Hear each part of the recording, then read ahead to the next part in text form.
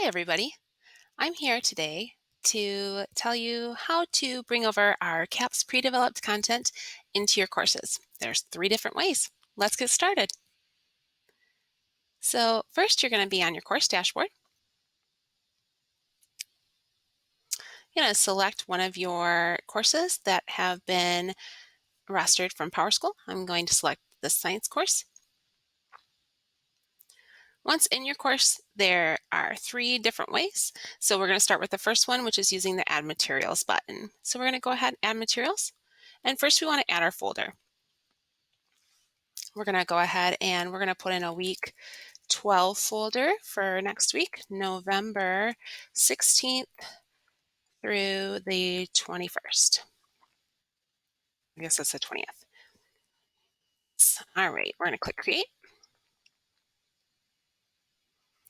And there's my folder. Inside that folder, I'm going to real quick put in a couple days so that we can move some materials around. So again, once I open that folder, I'm going to add folder. And I am adding in Monday.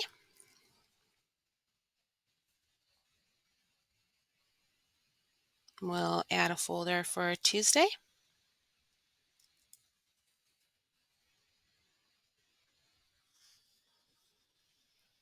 And that's good for right now. So from here, I want to open up my Monday folder because that's the folder I want to put content in first. So I'm going to go ahead and click Add Materials, and I'm going to import from Resources.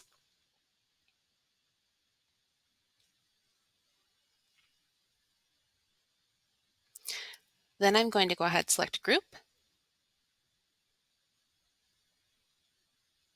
and our CAPS District Resource folder. And I know 2nd grade's been working on a lot of math, so let's go ahead and go into 2nd quarter curriculum. Let's grab math, open up their unit 2, and let's grab the first 2. So doing it this way, I can select the checkboxes and I can click on import.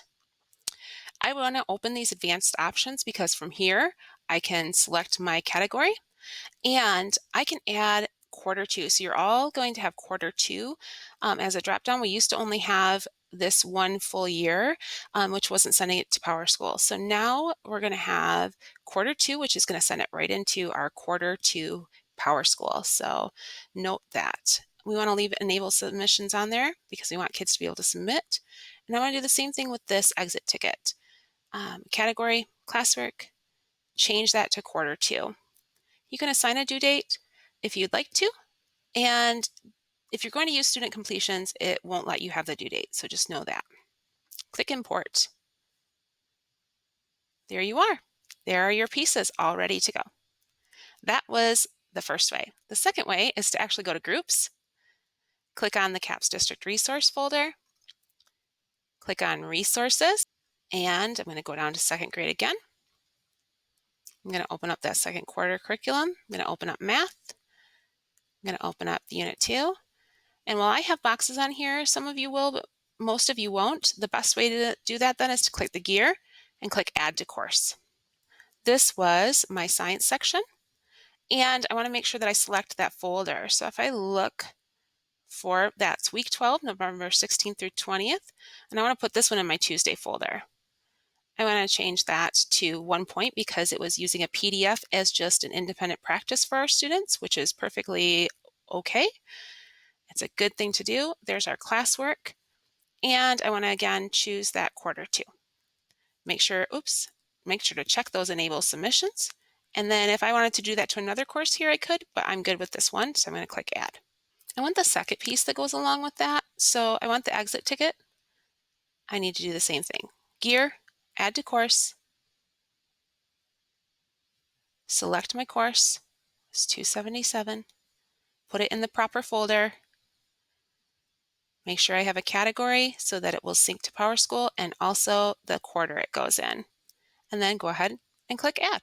The last way to bring over resources into your course is to actually go to resources, click on group, click on CAPS District Resource folder. find your grade level. I'm going to use second grade again.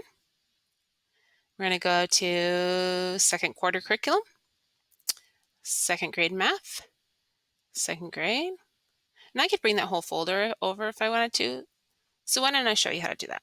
There's two different ways I can do that from my resources here. Again, I can go to the gear, I can add it to my course, or I could use the checkbox.